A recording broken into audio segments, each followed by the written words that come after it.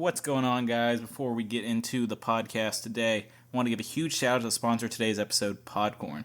Podcorn's a marketplace that connects podcasters, of any size really, to all sorts of amazing sponsorship opportunities. We can vouch for Podcorn because we actually were able to secure our first ads, these ads that you're hearing and you've been hearing, through Podcorn. It's easy, it's simple to get started. You just sign up, verify your RSS, it doesn't take any time at all, and you can get through their huge list of sponsors and look for sponsors that will fit your show and that you want to work with. It's one of my favorite parts about Podcorn. You get to tell them what you're worth, and you get to decide what sponsors you want to deal with. Podcorn's there to just make sure you get your money. They're not acting as a middleman. They're just protecting you from anything shady that might go on. You don't have to be a huge podcaster. There's no reason not to sign up. So if you want to get started, just head over to podcorn.com or check out the link below in our show notes. Thanks again to Podcorn for sponsoring today's episode. Now, let's get to the preview. Hey, this is Oliver Luck, and you're listening to the XFL Extra Point Podcast. Since the day you saved my soul, you've been proving This is the XFL. What's going on, guys? XFL Extra Point number 22. I'm Justin. I'm here with Thomas. Thomas, say something so people know you exist. Forgot we did this part, and I have nothing prepared, so hello, it's me.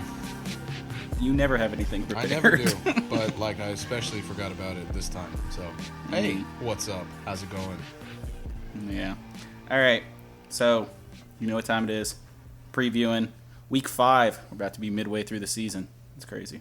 So not next week, on Monday, I think we're doing this. We're going to do our mid-season awards. Sweet. Go ahead. What were you going to say? I just said sweet. Oh, I'm excited for our mid-season awards. Yeah. I'm gonna think long and hard about that one. There's some of them that are not very clear. Yes. But anyway, this week we're gonna do what we normally do on these Friday shows, where we do listener questions that you guys ask. And you know how you get those listener questions to us? How do you do that, Justin? Well, you just go to Twitter at XFL Extra Point. I'll put out a little tweet day of, maybe the day before, maybe I'll put up multiple. I don't know. And it'll say, hey, any last-minute listener questions, anything you want answered on the show, you'll send them. Sometimes they're good, sometimes they're bad, but we'll answer them. And we'll give you our honest opinions. And they've all been XFL so far, and we stress this every week. They don't have to be XFL. We have lives outside of the XFL. Literally, ask us anything. Opinions. Yeah, it's an AMA every week. So that's cool, right? Every show, actually. It's not even just every week. It's every 2 times a week. This. And then we're going to do news and notes, which we normally do. And then finally our Week 5 picks and previews, as we always do. But let's move on now to listener questions. All right, first question. This one's from American Dudes at Dudes Sam on Twitter. He says, what do you think about Chicago? Hey, this is actually a long question. There's a lot of facets to this one. What do you think about Chicago getting an XFL team and calling them the Chicago Sables after the founder of Chicago? Let's get that one out of the way first. Chicago, is that a good place to put a team? Absolutely. Is it? Why? Where else would be? Why would you think it won't be? Well, I think the teams that have found success thus far in terms of attendance, and this isn't 100% the fact, because Seattle would prove me wrong on that, but like St. Louis, I think cities that don't already have football teams or don't have a lot of sports going on, I think they benefit from having a second league like this. Like maybe Seattle works because there's not basketball going on right now. Fair. You know? Mm-hmm. So that's why I don't know about Chicago. That's only my thought on that. It depends on where they would play at. Yeah. If they play in the city, if they got to play on Soldier Field somehow, I think even though Soldier Field is awful. Yeah, but you don't want to do that either. Yeah. Based on what we've seen, having those big ass stadiums is not a good look. Yeah, but I feel like you have to think about your location too. Yeah, I think you're better off playing at soccer stadiums and. Does Chicago? Because do they have a soccer stadium? I don't know. I don't know soccer. Well, are they the Chicago?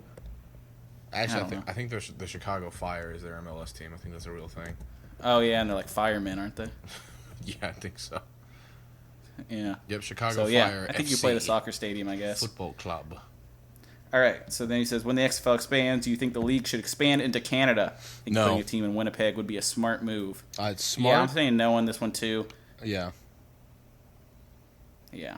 I'm saying no because you don't want to compete with the CFL. Yeah, because I feel like Canadians would be like, I almost went to a British accent there, even though we're talking about Canada. What's your Canadian accent? Let me hear it. Oh, God.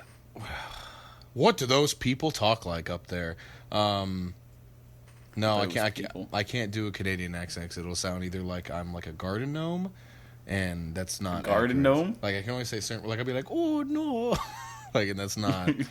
Like it's kind of like a Minnesota accent. Minnesota. Okay, gotta get going. No, that's too. No, I'm not gonna do it. All right, fair enough. So yeah, we don't think you should put a team in Canada, just because like they already have an alternative league there with the CFL. Yeah. And I just don't think it's worth competing with them. And okay. you might be like, well, we're already competing with the NFL in America. And it's like, yes, but it's different. Because as you're you said... not competing with the yes, NFL. the CFL is a supplemental league. Well, they can say they're not you. competing with the NFL all they want. And though they have stole some talent from the CFL already, yes, it's like people in Canada probably already that like this kind of sport probably already more into the CFL than they are the XFL. Yes. And I'm sure there's like people who are picking sides at this point. Yes. So they're already kind of competing. You don't want to like, and well, it's a Vince McMahon ass thing to do to be like, I'm coming into your territory and I'm taking Canada.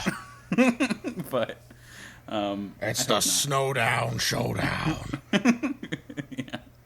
All right. Saskatoon. That's part of his long question here. All right. He says also putting teams in towns that lost their NFL team seems to work. It didn't with St. Louis anyway. Do you think San Diego and Oakland should get a team? I think the Wildcats should relocate to one of those places.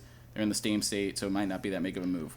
Refer to our last episode for your answer to this question. Well, for the first part. Part. We think San Diego and Oakland are perfect places. As far as the Wildcats relocating, Thomas, we kind of discussed this before. Thomas doesn't agree with that, but I think they should relocate, personally. Do they play... The Wildcats play in the Coliseum. Okay. Yes, they play in the Coliseum. You know, it might actually be a better idea to relocate to a smaller... I think San Diego would be nice. I think L.A., like, after thinking about it more, like, L.A. might seem like a hot ticket place, but it's, as you know... There's too much shit going on. Exactly. There's too much shit going on. You can't get anywhere. Parking's a fucking disaster. Yeah. There's too much shit going on, so... Maybe yeah, they I think San Diego works. They were pulling... The Chargers were pulling in fans. Those stadiums were full, and then they moved to L.A., and then the stadiums weren't full. So there's not a professional football team in San Diego. Go to San Diego, and it's not even that far from L.A. It's a 3-hour drive from L.A. Whale's vagina. Yeah. All right, let's move on to our second question asker. This is Richard Humphrey at Rich04Real. He says, how would you rate the XFL at the halfway mark? And if you could get an expansion team, where would you put it? So another expansion team. It's a hot topic, apparently. Okay, so how would you rate the XFL at the halfway mark, Thomas? Pretty damn cool. If I had to give it a rating out of 10, I'd say... I mean, you know, honestly, for what it is and what it's been, it's basically been exactly what it needs to be. So, I mean, to say 10 it's exceeded expectations. Yeah, to sound like, be like, oh, 10 out of 10 seems like it's like the best thing ever, but it's doing exactly what it needs to be to last. So, yeah, 10 out of 10. It doesn't need to be the NFL to be a 10 out of 10. Yeah. It needs to be the best version of the XFL to be a 10 out of 10. I agree. I think the fact that the ratings, I know some people still twist this in weird ways. The ratings have gone down. The attendance numbers have gone. But you're twisting it in a weird way that is not meant to be. He's not the only one, but yes, he's is probably the most high-profile one. I don't understand people like, you'll never beat the NFL. It's like, yeah, no shit. Like, what? Like, I don't understand. So, and we're gonna skip the second part at the end. If you get an expansion team, where you put it, because we've answered that last show. Kind of just answered it a second ago, but here, let's do this. Let's do this. Okay. If we were to put a team in not North America, so not Mexico, not Canada, not America, where would you put it, and what would their team name be? Oh, Jesus, Thomas. Well, let's pick a country first, then we'll think about it. So pick your country, and then I'll pick my country. Dublin. Dublin? That's not a country. Well, Ireland, but Dublin, Ireland specifically. All right, but Dublin for the city. Okay. And you only say that because in Madden, that's where you took your fucking team always. Hell yeah. Okay, so Dublin. And I already got my name. Yeah, so you think about a team name while I stall to think about a city. It. Well, you go ahead then. It's the Dublin Leprechauns, dude. That's obvious. Oh, God. There is no way. They'd be, like, offended, wouldn't they? I don't think so. That's like... Didn't they come up with it? The Dublin Leprechauns? It's not like we assigned leprechauns to the Irish. They already did that to themselves. That's like making a team in, like, Berlin and, like, the Berlin Lederhosen. Okay, but... The Berlin Sauerkraut. I think you could do leprechauns. I feel like that's an insult. Cool. I don't know if that'd be cool. Well, you know it's cool for me. Well, you're not Irish. I'm part Irish. Okay. All right, go ahead. Where's your city? Now, this is a Let's see if you can fantasy do better. land where money is no object and politics is no object. No, you can't do that. We can't do that? Did you say fantasy land? Fantasy Did you say land. fantasy I land? said fantasy land, not fantasy It's like. not a real fucking place. Well, yeah, no. Oh, okay. I'm okay. saying okay. the scenario here is fantasy land. I got you. Okay. I'm gonna say I want a Russian team in the XFL. That's just a horrible idea. Well, because I feel like they don't have American football over there and be like, oh, I need to see what this is about, comrade. So Yeah. So- I don't know how. I mean, I guess we've held the Olympics in Russia before, but didn't that go like down disastrously? well, 'cause- disastrously. awfully Awfully. change the word entirely. No, Yeah. You know where I would go? I would go to Japan. Oh, that's cool. I feel like that'd be a great idea because they already have baseball over there. I think it'd be a good way Yeah. to introduce the sport. So, Yeah. what are cities in Japan? Tokyo Titans, baby, let's go, bang. Tokyo Titans. You weren't going to be like the Tokyo anime or something? The Come on. Tokyo. Okay, so your suggestions for team names are the Dublin Leprechauns and the Tokyo Anime. The Tokyo Weebs. Let's do the Italian Pizzas. That's our next team name. The Sicily Spaghetti is great. Yeah. Well. I'm just saying. There's better cities in Tokyo too. That one's too. It's like the alliterative. capital. It's alliterative. Okay, fair enough. All right, Perfect. let's move on to our third and final question, which is also like a 2-question thing. It's a two-parter. Yeah. So he asks, "This is American Leprechaun at This American is why you fucking said Leprechaun leprechaun, one." you bitch. Hell yeah! Because you didn't think of it quick. You just saw it. You cheated. You fucking cheater. All right, he asks, "Do you think intentionally throwing the ball away should be a flag? This would make the game more exciting because there's always a chance the ball could get picked because the ball will always be inbounds unless the ball is unintentionally thrown out of bounds." And he puts in parentheses, overthrow. Okay. So, pre-show, Go ahead. I was like, no, that's retarded. Right. Looking at it now and giving it some more thought, I still don't think so, but I can see Yeah. what he's saying. Like, you You can't... get the point. Yeah, like, you can't just throw the ball away. It's always, like, you have to do something with the ball. So I get that. I just don't think that'd be a good idea because then at that point, I think it takes away a strategy element that I actually enjoy in football, which Mm-hmm. may sound weird, but like at this point, excuse me, I had to burp.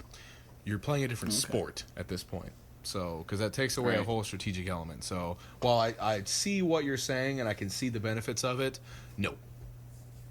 Right. I wouldn't do it because like I think that leads to more injuries, Yeah. which I'm not a fan of. No. So, but I see what you're going. I see where you're going with this. You're trying to make it more interesting, and you do the same here on your next part of your question, where you say, should the XFL only have 3 downs instead of 4, making each possession more intense, also making the game feel quicker and faster, and also should 12 men be able to be on the field instead of 11? No. Like also I said, no on this. at this point, I think then you're playing a different sport. And the whole thing was, this XFL isn't supposed to be, like, gimmicky, like the other one was, Right. kind of. So, like, I think there's already been certain rule changes and certain just changes, not only to just the rule set, but also, like, just the broadcasting that hopefully the NFL will take into account, that I think will be for the better. So I think to kind of abandon that and go to, like, this gimmicky thing, I think would be a giant mistake. And like I said, you're just playing a different sport at that point. And also, I don't think having 3 downs would make it feel quicker and faster. I think that would just lead to more bad offense. Yeah, I agree. Yeah. So, And yeah, you would have to get there in 2 downs, or then you're like, oh, do I punt on 3rd down? yeah. Like that's just less offense on the field. Yeah. So I don't think that's a good move. As far as 12 men compared to 11, I just don't see the point. Yeah. That's just a different sport. It'd be I'm another not- receiver and then another DB. So I mean, who cares? Yeah. Or like another offensive lineman. You got 6 offensive linemen. We're gonna pound the rock. Yeah. No, I think 11's fine. Yeah. I just don't see. There's no reason to me. Like your other ones, they kind of like, oh, I'm making the game faster. I think the 12 men doesn't add anything necessarily. Yeah. Other than being different than what Yeah. it already is. Yeah. But okay, that's all our listener questions this week. Ear. Now, let's do the news and notes drop. We'll do it live.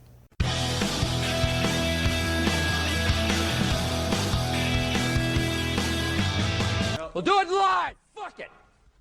Do it live. I'll write it and we'll do it live.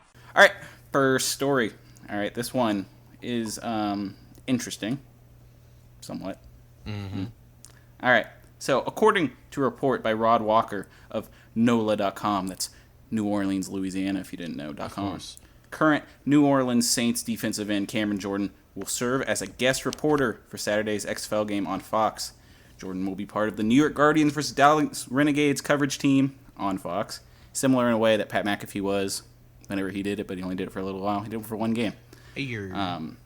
So he's the first current NFL player to do this sideline reporter job, but of course not the first NFL player to work on XFL stuff. Obviously, Greg Olson's in the booth doing his thing. And this is also not Jordan's first time doing analyst type stuff for TV. Like he's been on, I've seen him on a couple shows, Good Morning Football. He did some stuff for the NFL Combine. So he has, he can be on TV and he can do well on TV. Yes. So how do you feel about this initially, Thomas?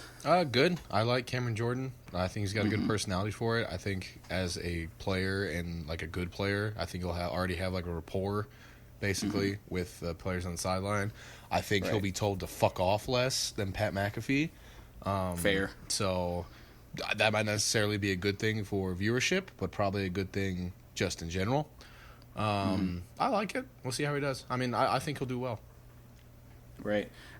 So I was telling Thomas how I don't like Cameron Jordan. Yes. And it's not that I don't think he's entertaining. Okay. No, I'll tell you what. It's just that he's talking shit about my team. Yeah. So no, it's like, okay. Justin doesn't like players from teams he doesn't like. That talk shit about my team. Well, I mean, okay. Let's be a little more specific there. It's not you're just on this team. I hate you. Did the Saints beat the Vikings this year? Now, do I think he'll be a fine sideline reporter? Sure. I'm not against people. I'm not like Thomas where I'm like avoiding things that I don't like and I get upset about them and think about them for days. I don't think about what have I thought about for days? Matt Miller. I don't. Well, that's a new thing every day though. That's not just. I'm not thinking about like one thing he said. I'm thinking about all the stupid things. He'd be like, oh, boo, boo, boo, boo, boo, boo, boo, and his constant Twitter presence is annoying. That's all. Like half the time, I listen to Mike Florio. I listen to Colin Cowherd. I don't agree with them like 90% of the time. I don't disagree with them 90% of the time. I won't listen to them because they don't tell me anything new that I don't. I just like hearing people's opinions. Okay. I don't like hearing and I people's think opinions. They're good speakers. I don't like when people are wrong on purpose, and I think Cowherd is wrong on purpose. Which if he's making money for it, get that money. Get that fucking money. I don't think Mike Florio's wrong on purpose. I think he's old and grumpy, and I have no interest in listening to someone who's old and grumpy. And yeah, he's just old and grumpy. I think that's his thing. Yes, but old and grumpy, and he's like, the XFL will never work. But yeah, I think Cameron Jordan can be funny. I think he can, and I think he'll do good here when he's not like shit-talking the Vikings. I think it'll work. I don't think he's going to shit-talk the Vikings because I think everyone's forgotten about the Vikings. Let's see. He had to tweet something after we lost a game a week later. Yeah, that was a little. If you've already lost, don't like that's stupid. Like you lost, just go away. It's just fine. That's dumb, but whatever. All right, let's move on to our second story. Yep. This one's also interesting. So we're only a week removed from the whole Quinn Flowers debacle of him, leaving the team, not playing in the game. We thought it was done. I thought he was getting traded. You didn't, but you thought it was pretty much done, right? Yeah. Like that wasn't repairable, that relationship. But I guess in some way it is. The Vipers have announced that Quinn Flowers has returned to the team. They announced this via Twitter. Of course, many fans and analysts, us, have speculated that he left to the team due to difficulties with the coaching staff. But this was never confirmed. We don't know why he left, I guess, specifically, but it's like we all kind of assume that the reason he left because he wasn't getting playing time that he probably should have been. Yeah. But now he's back, so we are once again left to speculate because nothing gets announced about this stuff. What changed? What made him want to return? And I want you to speculate on that right now. Okay. The fact that he returned at all makes me think it's not a thing about playing time or feeling disrespected by the coaching staff. Not that I know, and I'm not going to pretend I do know, but it makes me feel like it was just something came up that he had to go take care of. Right. If that's what it was, then great. He took care of his business. He's back. No problems. Because if it were to be a thing where he felt quote unquote disrespected by the coaching staff. That'd be dumb to just leave because that's just dumb. And to come back after the team's first win just looks bad optics. The optics of it look bad. If that was the reason for it, if he had to go take care of some business, then he had to go take care of some business. Who cares? Yeah, I'm gonna play devil's advocate because I hope it's yours, but I'll play the pessimist here. All right. Is that he was like, because I remember my speculation was that he probably wouldn't mind too much if he wasn't getting playing time that he deserved if they were winning, but they weren't winning. So now he's just getting his talent wasted and not making any money for it, or not making as much money as he could be for it. Yeah. Now that they're winning, now that it looks like things might work out, okay, come get your paycheck, and maybe you'll get worked in again. I hope that's not it because that looks bad. Yeah, but I mean, can you really blame him? Yeah. I feel like I might do the same. Well, because if he was like, fuck this, I'm done with this, I'm just going to walk away and do something else. And he's like, oh, they winning. Uh-oh. No, that's bad. That looks stupid. That's why I don't think that's it, though. Because I feel like that wouldn't, like, I feel like that doesn't happen. You know what I mean? Right. So that's why I feel like it was something else. He just had to go take a week and then come back. So. Yeah, I don't know why they were so cryptic about it, though. That's the only thing. Well, maybe they just want to keep his personal business. Yeah, but usually they'll give you like he left for personal reasons. Oh, well, whatever. But anyway, all right. So that was our reckless speculation. I was playing more devil's advocate. I hope it's the things that you said. Yes. All right, let's move on to our last one. This one is a confusing one. So the last two have been interesting. This one is confusing. All right. So former first-round pick of the Baltimore Ravens and once starting starting safety for the DC Defenders, Matt Elam was released a while ago. Yes. The article I said yesterday, but this happened a couple days ago. Yes. So they added a cornerback to replace him, Josh Jenkins. We don't quite understand why. There could be several reasons, and it might be wrong of us to recklessly speculate in this case. But we'll try to do it in an optimistic way, maybe. So Elam totaled 15 tackles and 1 interception during 4 games with the Defenders. He was one of their best defensive players. Him and Raheem Moore, I constantly were thinking they were the best, safety tandem in the XFL. Like even though things started to fall off, I think their play was still pretty good. But there's really been no confirmation on why he was released. There's been no public signs of interest from other teams. That also can be concerning.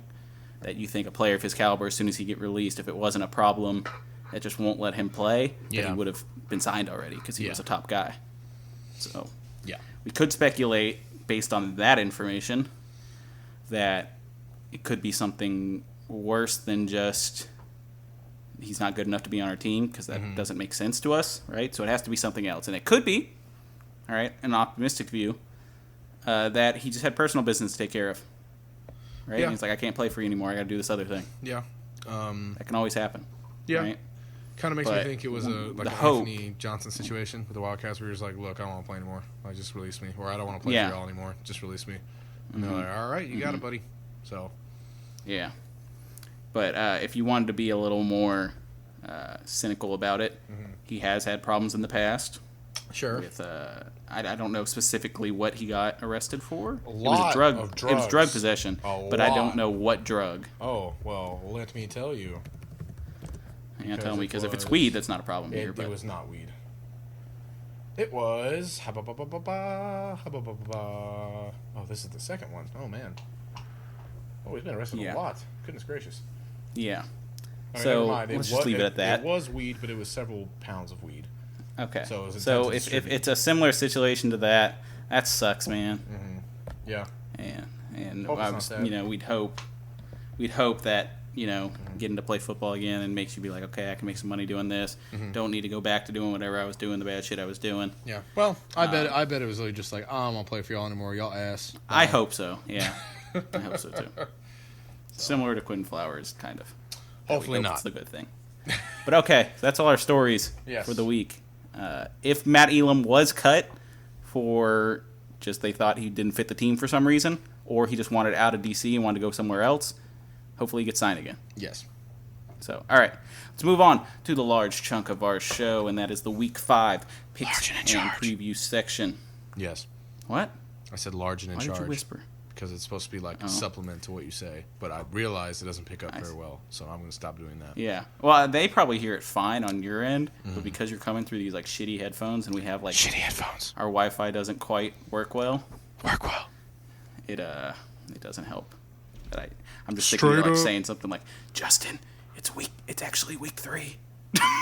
And I'm like, what? What? Huh? You know? Yeah. Yeah. But I mean, keep doing it. You know, if I just gotta stop my momentum and you gotta fuck me up, that's okay. I can't. The Vikings terrible. What? All right. First game we're going to talk about, as always, our odds are provided by FanDuel Sportsbook. And, yeah, that's it. So that's where we get our odds, if you want to bet according to what we say, which you shouldn't do. Yeah. All right, we're Dragons terrible at it. at Roughnecks. All right, this one's on ABC. It's the first game of the weekend on Saturday, 2 p.m. In this one, Houston is favored by 13 points. The over-under set at 45.5 points. All right. Most important question I ask every week. Do you want to start or do you want me to start? I will start. You want to start? Yes. So before I start, I have a question for you. Do we know who the starter is for Seattle? No. Cool. So I'm going to assume that it is B.J. Daniels again. Yes. Which means I think their offense will be a little more difficult to defend against, just because you get a little more plays than with Brandon Silvers. Not necessarily better ones, just you have more. With B.J. being such a dynamic athlete. I think the Roughnecks will continue to roll as they've been doing. Key injuries, really. Casey Williams still out, which sucks. That must be really bad. Whatever. Well, I have some info on that. Oh man, what's going on with Casey Williams? I could get into it. I have a big paragraph here, but Give me the gist. So apparently, things are pointing towards Casey Williams actually playing. Okay. Well, awesome. So despite him being not participating, things are pointing that he could very well suit up. Well, that'd be good. Casey Williams is a talented, and I think he will help this offense a lot. Yeah. Not really any major injuries with the Roughnecks. Sammy Coates didn't participate with the hamstring, but whatever. He's kind of a non-factor. Really, I mean, I do. If there is a game this week where I could maybe see the potential for like kind of a jaw-dropping upset, this would be the one. Just because I think the Dragons do have talent, but I really don't think it's going to happen. Okay. So, excuse me, had a burp. Final score prediction, 35-17 Roughnecks, and that is the over. It's the over and the Roughnecks cover. And correct? the cover, yes. Okay. So you guys know I like to break these games down into 3 categories. They're probably not the best categories to do because they miss a lot of the team, but I kind of include other things within the categories. Okay? So the first thing I always talk about is QB matchup. So, as always when we talk about Roughnecks games, this becomes mostly irrelevant because who's going to beat P.J. Walker? So he always wins the QB matchup. But he did probably have his worst XFL game last week, so that's worth noting. He had to deal with the Renegades pass rush, and the Dragons, they're not slouches when it comes to bringing pressure. So it'd be interesting to see if they can affect Walker in some way, you know? Let's see if they can use that game plan of just really getting after him to perhaps make this game closer than it will be. Yep. For Seattle, this is the thing where we kind of don't know what's going on, or we kind of talked about just a second ago, where Jim Zorn hasn't announced who's starting this week, and Daniels and Silvers have been splitting reps. So I'd like to see a full game of Daniels, right? I think that'd be interesting. I want to see what he can do in a full game because he looked pretty damn good in the second half of that game he actually got to play. But I have a fear that Silver's probably going to win out in practice because when you're in practice, it looks a lot better when you can complete the ball than just like running and they stop the play because they don't want you hitting the quarterback. Yes. So it's going to look a lot more impressive. Like, oh, wow, look at Silver. Because Silver has a better arm than Daniels. It's just the fact of the matter. Yeah, that's truth. So in a practice situation, I think being able to pass the ball is going to look better than being able to run the ball well like Daniels can do. Yes. But regardless, neither QB has a strong chance of finding success against the Roughnecks because the Roughnecks defense is good. But I feel like if they went with Daniels, you have a better chance because of his ability to run. There's just more likely to capitalize on any kind of mistakes, any kind of open space the Roughnecks might make as compared to Silvers. So, like, I'd rather get, like, a 3-yard QB run than just an interception from Silvers or an incomplete pass from Silvers. So, that's just my feeling. That being said, if Silvers can be consistently, like, not bad, I think he's the better we haven't option. Seen that. But we haven't seen that. So I would say, like, Daniel should play, but I feel like Silvers will play. Okay. And maybe switch out at halftime, which would suck. But so, obviously, QB matchup, edge goes to Roughnecks. All right, for the defense. All right, so the Roughnecks defense, just as a whole, is a top tier defense, like maybe the best defense because they have a solid front seven, like the best front seven, and then they have a just normal solid secondary. But so this usually, like the quarterback, becomes irrelevant every week because the Roughnecks defense has been very good. But that's not to say this team doesn't give up yards and points. Actually, they don't give up any yards. They give up points. They're actually the league's worst. Oh, no. They sit middle of the pack in terms of points allowed, so they're just kind of average in that category. And most of the production that is, gotten on them is through the air. And so then you might think Silvers, but Silvers just kind of inconsistent. I think an opposing team's best chance to win against the Roughnecks would be to win in a shootout. Like your defense would just have to be better than their offense than you would, because they're still going to score regardless. You would just have to score a lot of points no matter what. Yeah.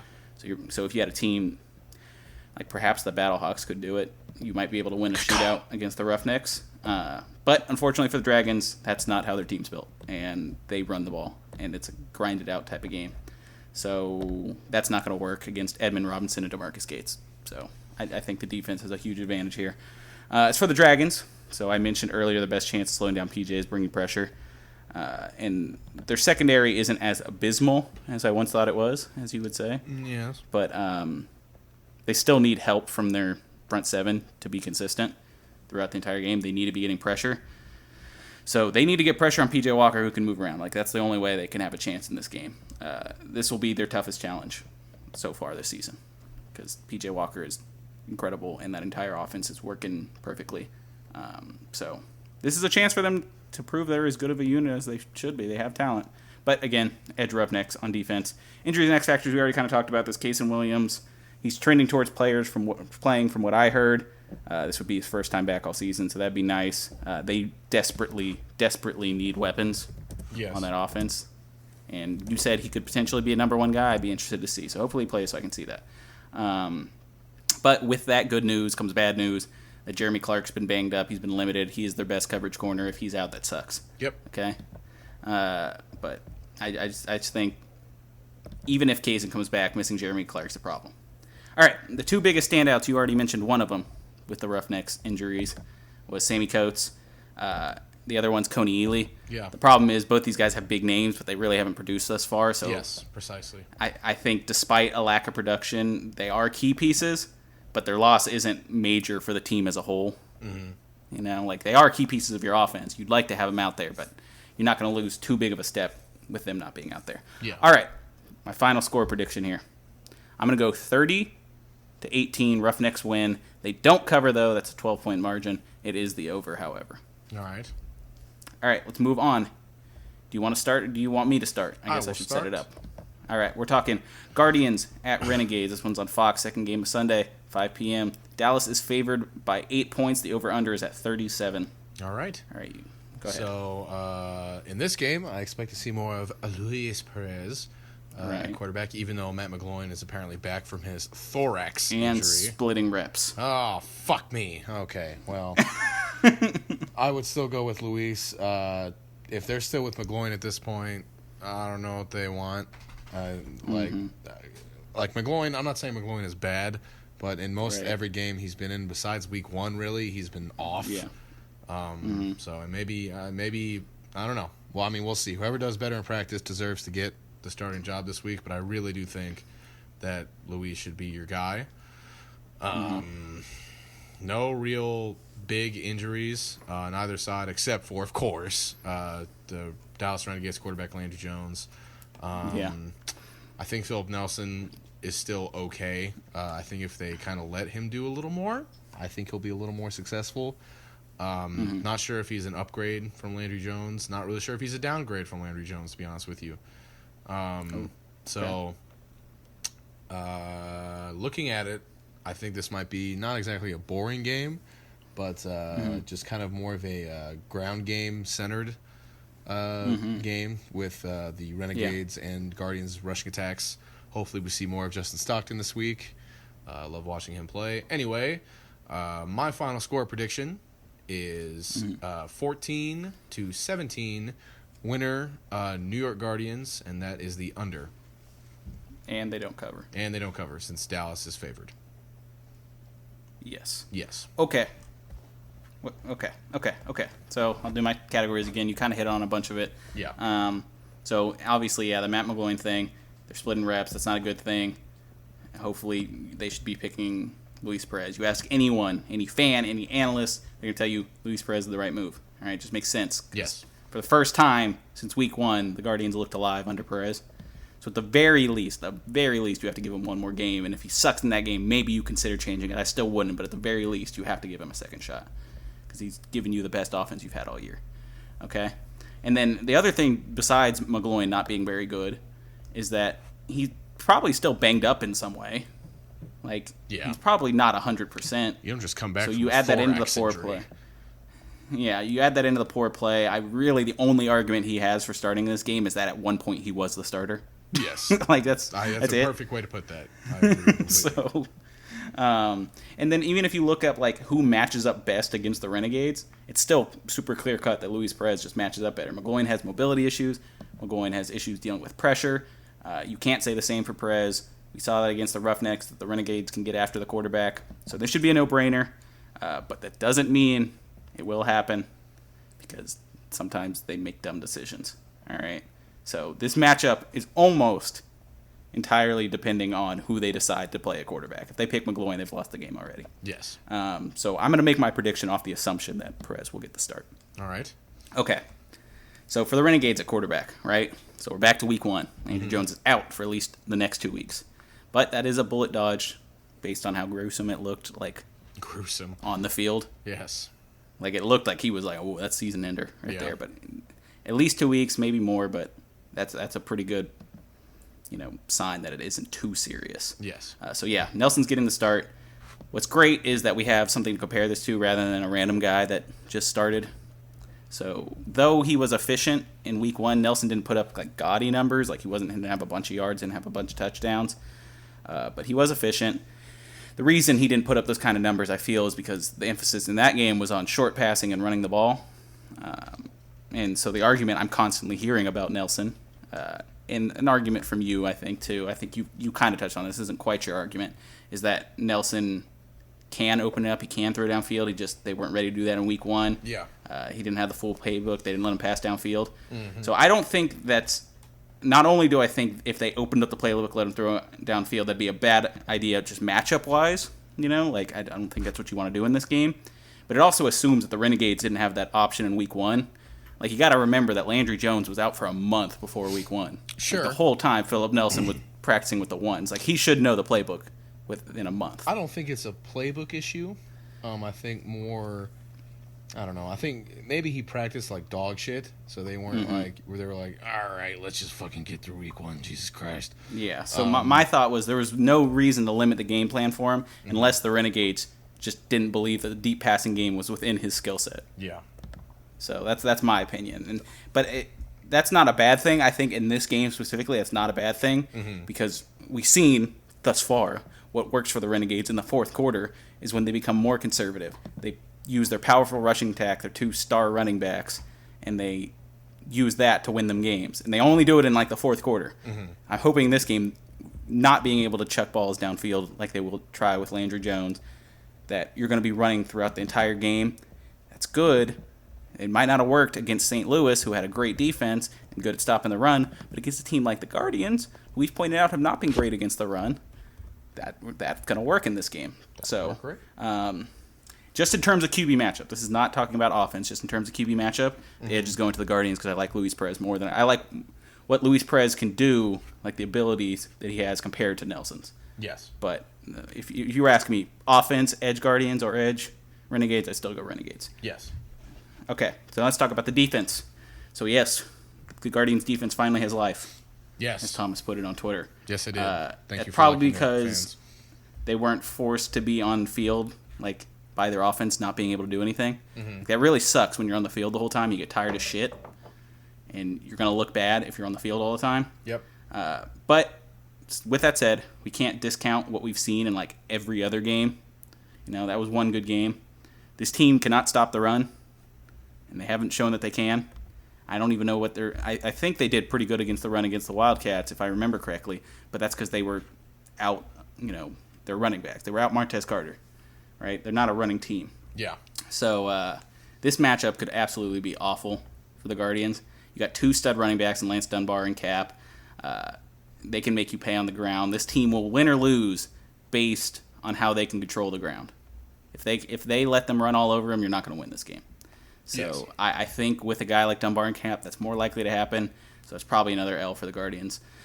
For the Renegades on defense, we know they're super solid overall. Like just as a whole unit, they're great. They're not great, but they're fine in every aspect. There's no apparent weakness to their defense. So that whoever ends up starting at QB, this defense should be able to slow them down enough that if their offense is working how it should be and they're establishing the run, they're getting points, they should be able to win this game. The problem comes if the offense is struggling and they try to run a Landry Jones game plan with Philip Nelson and he can't perform, he's throwing interceptions, anything like that. That's going to be a problem for your defense. As I said, you don't want your defense on the field the whole time. Yeah. But they'll likely try to attack through the air. At least the Guardians will against this defense. And that could be a problem because if Perez is starting, you're not going to be able to solely rely on your pass rush getting there. So your secondary is going to have to hold up in some way. Yep. But if you're the Renegades right now, you're just like, please let McGloin start. Yes. But I think even if he doesn't, there should still be no reason this defense can't, win their matchups. So I'm going edge Renegades on this one. Less weaknesses. I'm going edge to the Renegades. And injuries and X factors are really nothing to talk about here. It's Landry Jones is out, but we already knew that. We already discussed that. So yes. There's really nothing here. Yes. Okay, my final score. I kind of agree with you. This is going to be a low-scoring one. Yep. But I'm going 18 Renegades, 12 Guardians. I have the Renegades not covering, but I do have the over just slightly. Okay. So if I'm correct, let me look back at that. Yes, because I have 40 and it is 37. So I have the over at 18 and 12. Nice. All right. Let's move on. We're getting through this one. I think we're powering through. What are we at? 41? No, we're pretty on track for what? No. Oh, wow. Yeah, I just looked at the time All right. as well. Battlehawks at Defenders is our first game of Sunday. This is on FS1. Kickoff's at 3. St. Louis is favored in this one by 3.5 points, which I find strange. The over-under is at 39 points. You can start it off again, Thomas. Okay. So right off the bat, Matt Jones is again on the injury report. However, every time he's been on the injury report, he's played. I think they're just resting the veterans. Yeah, I'm fine with that. I'm okay with that. Christian Michael is sick. Hopefully he is not sick anymore. And hopefully he gets better, because when you're sick, shit sucks. Everything sucks when you're sick. It's awful. I hate being sick. Just putting that out there. Yeah, I don't get sick that much. I get sick all the time, and I hate every second of it. You also got injured all the time. I think you got weak bones and a frail immune system. I think I just suck. I think that's it. No, you can squat like 700 pounds. 565, thank you. All right, sorry. Anyway, I was giving you a compliment. You brought the thing down. Well, see, by saying that, it's also a humble brag, because now it's like I get you. That's also very high. See what I did there? See what I did there? Yeah. You give the exact number. Yes. Anyway, now that I'm done jerking myself off. So, yes, Matt Jones is on the injury report, but like you said, I think they're just resting him. This is a surprisingly very healthy for both teams, honestly. Doran Grant being out for the Defenders kind of hurts. Elijah Campbell limited. Hopefully he plays, because he's kind of been the lone bright spot on that defense. Right. And Matt Elam and Raheem Moore, but now we don't have Matt Elam, so yeah. This is kind of. I think this is going to be the hardest game to predict, simply because it all depends on if the DC offense is in sync.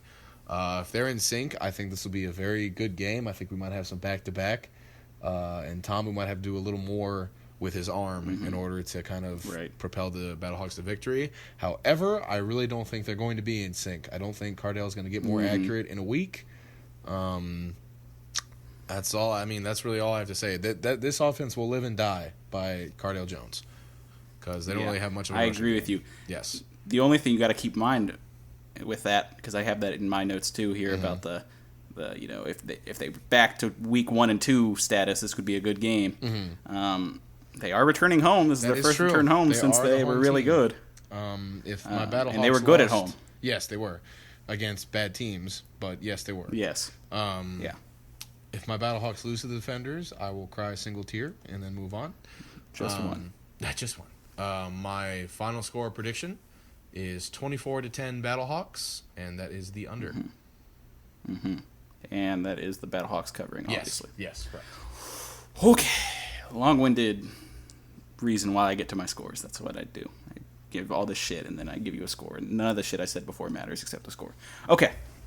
So, man, this would have been a great... Okay, let's start QB matchup. This would have been a great matchup 2 weeks ago. Yes. So, at this point now, it's clear-cut. Jordan Ta'amu is the better of the two quarterbacks. But he's faced challenges. He's faced adversity. He's stepped up. There's reasons why we think he's so good. He's grown every week. I think the next thing I want to see him do is face a team when he's down big and he's not favored. I want to see him come back. I want to see him do a 2-minute drill.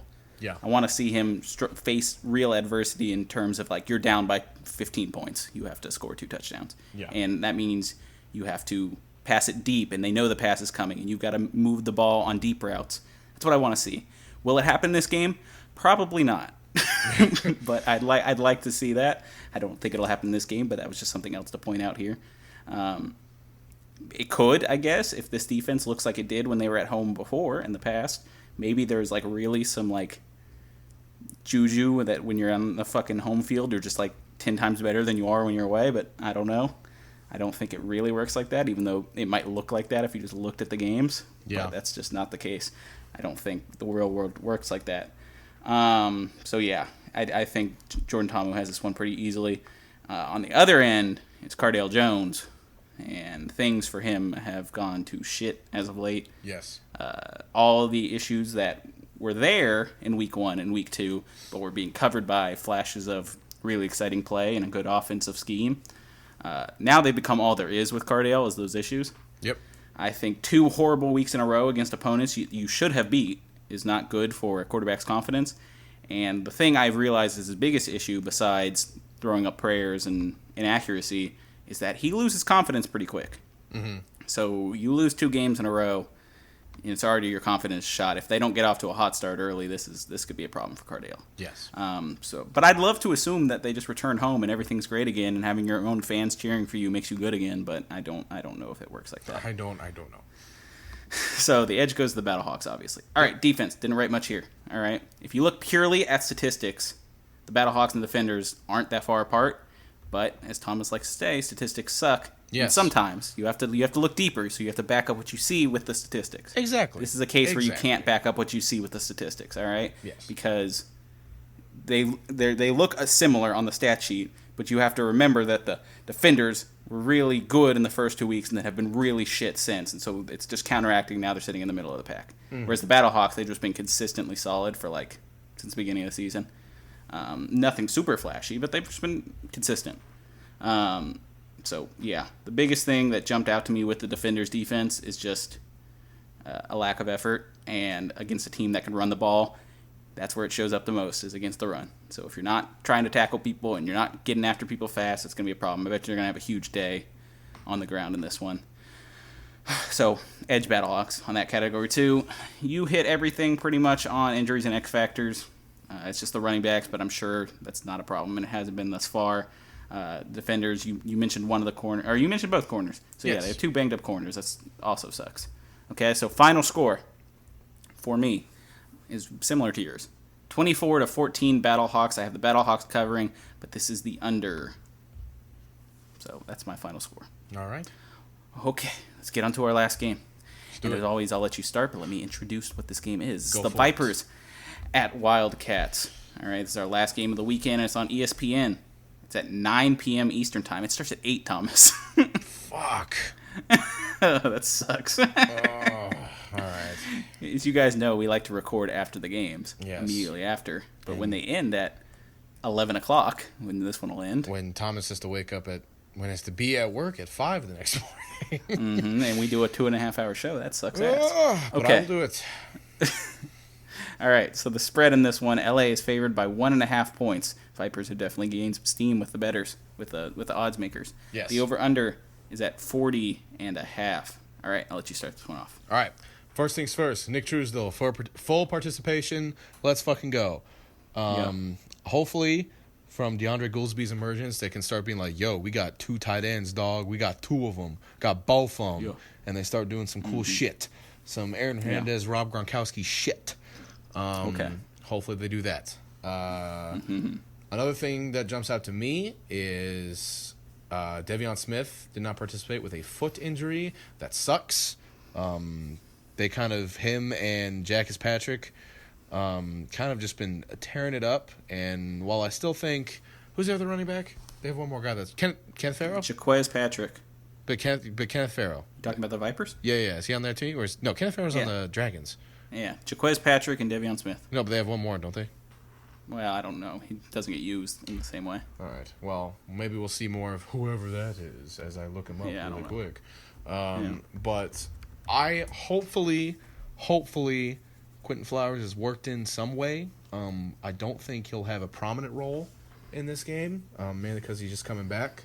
I think we'll see more of the Cornman, and I think we'll see some Flowers sprinkled in. I hope not. I just don't think they're going to start him right off the bat because they were so reluctant to start him anyway that I think they're just not. Well, no, I just don't think he should play in this game at all. Oh, okay. Well, yeah, that makes sense. I mean, I would also see if that happened. Yeah. I'm still on the I'm still on the wagon if they should trade him because I don't think it works for what they're trying to do. Oh, you know who the other fucking running back was on the Vipers roster? Who? It was Quinn Flowers.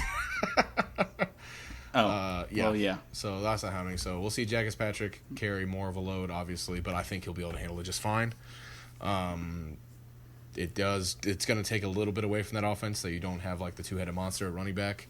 But again, I think they'll be okay. Jordan McRae being limited with a back and John Yarbrough being out, that kind of hurts. I don't know if he's out, but he did not participate. That'll hurt a little bit on the O-line just because the talent of the O-line is already kind of not so good in the XFL. So hopefully the drop-off isn't too big there. But yeah, I think we see more Cornman. I think we see a little bit of Quinn Flowers, although if they didn't put him in at all, I wouldn't be surprised. Hopefully they keep doing what they did last week on offense, and hopefully their defense has a good game so I can consider them consistent, and I consider them all right. I like that. Yes, going over to the Wildcat side. Holy injuries, Batman. Yeah. So Nick fucking Novak is hurt. Jesus Christ. Yeah, they signed a replacement, though. I think he's out for season. He's on IR, I think. Oh, Jesus Christ. Poor Nick Novak. Nelson Spruce still did not participate. Delvin Taylor, he's actually a good space plugger, so that'll hurt a little bit. Brandon Barnes' knee is still a little banged up, but he did play last week. Martez Carter is still a little banged up. Hopefully he plays this week. Larry Rose, limited participation. Maybe we see a comeback from him, hopefully. I still believe in my boy, even if he doesn't believe in himself. But I still do think that the missing offensive weapons are still going to hurt the Wildcats. I'm still betting on Josh Johnson to pull them out of the hole. I also am just still kind of unsure about the Vipers' offense, even though I do think they have been looking better. This will kind of be their prove-it game. So I'm still saying that LA wins. I think they win 20-10, and that is the under. Okay, and that's covering. Yes. This is a very tight spread. 1.5. Yes. Yeah. Okay. Let me just mention this because I didn't cut you off before when I should have. Okay. I think if I remember that I read this, Montez Carter and Nelson Spruce are trending towards playing. Okay. Well, if they do, even though all Nelson the better. Spruce didn't participate. If they do, all the better. Okay. So I'm just gonna get that out of the way. I'm probably not gonna hit injuries and X factors because you kind of talked about it. Yeah. So I'll just do my QB matchup and my defense. Okay. So I'm glad that finally, I can look deeper into the QB situation of the Vipers, rather than just being like, they're bad. All right, other team wins. Right? So Taylor Cornelius had a great game last week. Yes. You can only hope that momentum will continue. He excels in play action. And with the Wildcats sitting about middle of the pack in terms of run defense, that game plan should work again this week.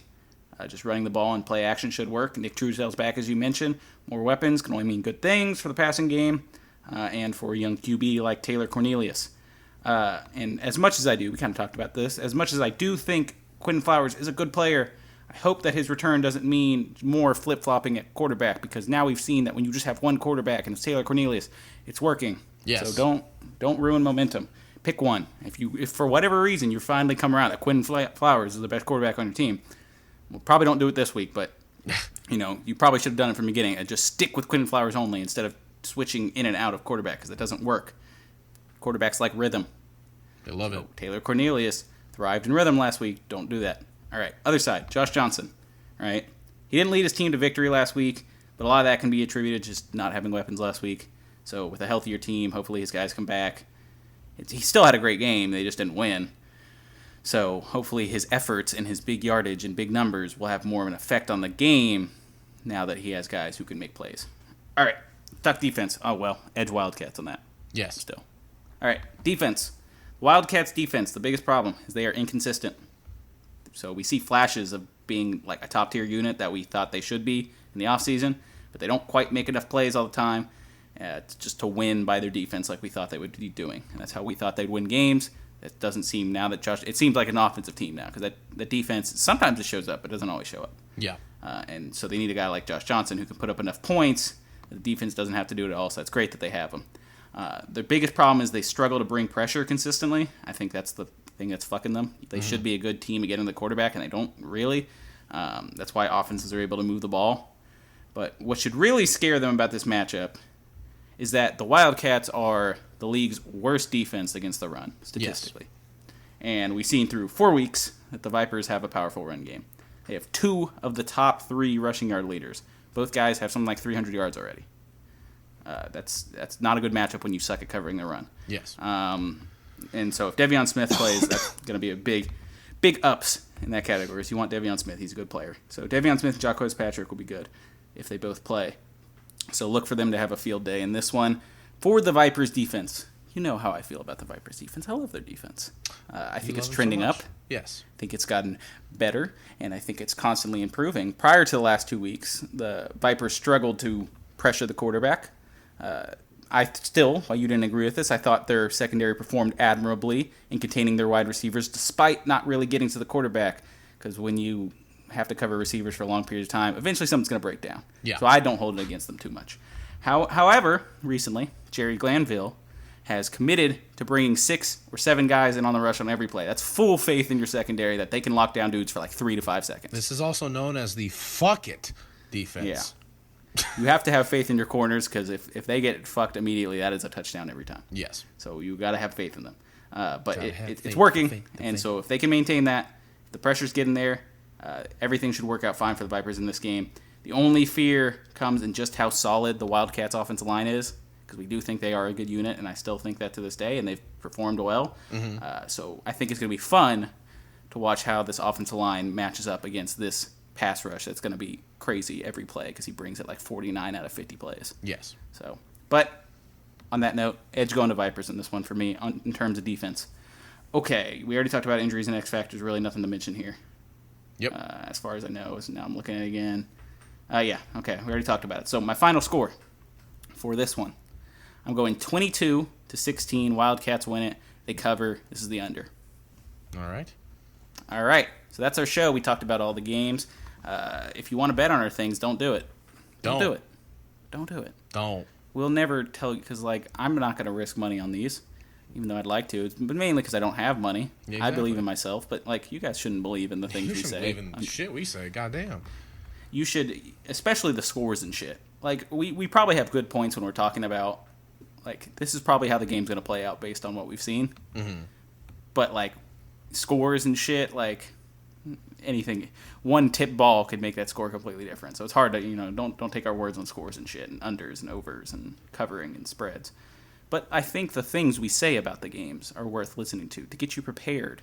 And you can maybe use that. The best way to use betting advice, is, from my experience, is to listen to what other people say to reinforce the things you already believe. So that's how you should bet. Okay? Yes. So anyway, thanks for listening, guys.